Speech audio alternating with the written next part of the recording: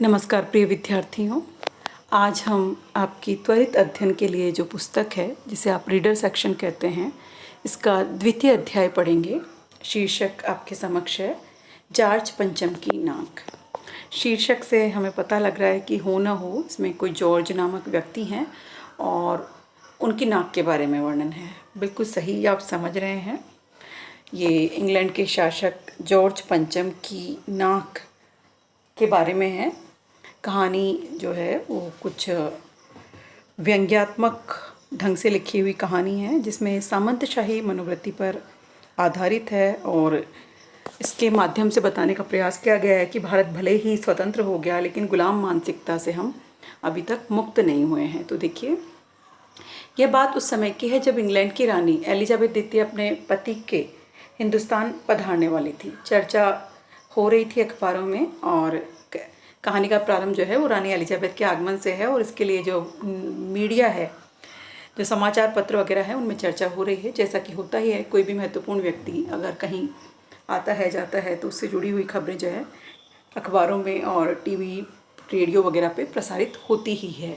तो यही यहाँ बताया गया है। और एलिजाबेथ भारत आ रही है, महारानी है, तो उसके दर्जी की परेशानी भी इसमें बताई गई है कि वो बड़ा परेशान है कि रानी के लिए क्या कपड़े सिले, क्योंकि रानी को जो है भारत, पाकिस्तान, नेपाल आदि देशों के दौरे पे भी जाना है। तो वहाँ के वातावरण के अनुकूल और उनकी शान शौकत के अनुकूल उनके कपड़े होने चाहिए।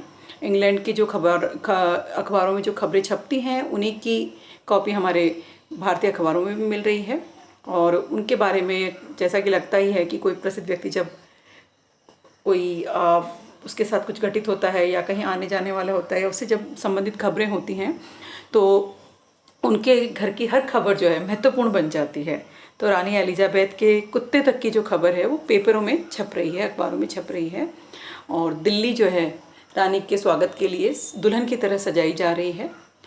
कहने का मतलब ये है कि दिल्ली की काया पलट ही हो गई है एक तरह से।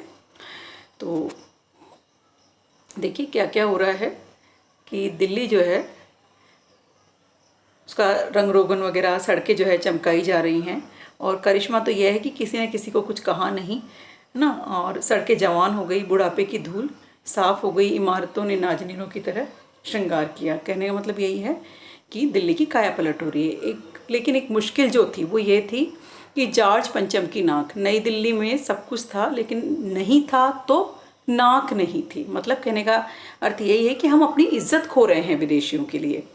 तो यहाँ पे नाक की जो दास्तान है वो कुछ ऐसी है कि नई दिल्ली में इंडिया गेट के पास वाला जो कहें कि गार्डन है, उसमें बगीचे में लाट लगी हुई है और उस लाट पे जो है नाक गायब हो गई है। वो नाक ना होना ही जो है एक तरह से सरकारी महकमे में चर्चा का विषय बना हुआ है। और उसकी नाक न होना मतलब हिंदुस्तान की नाक न होना।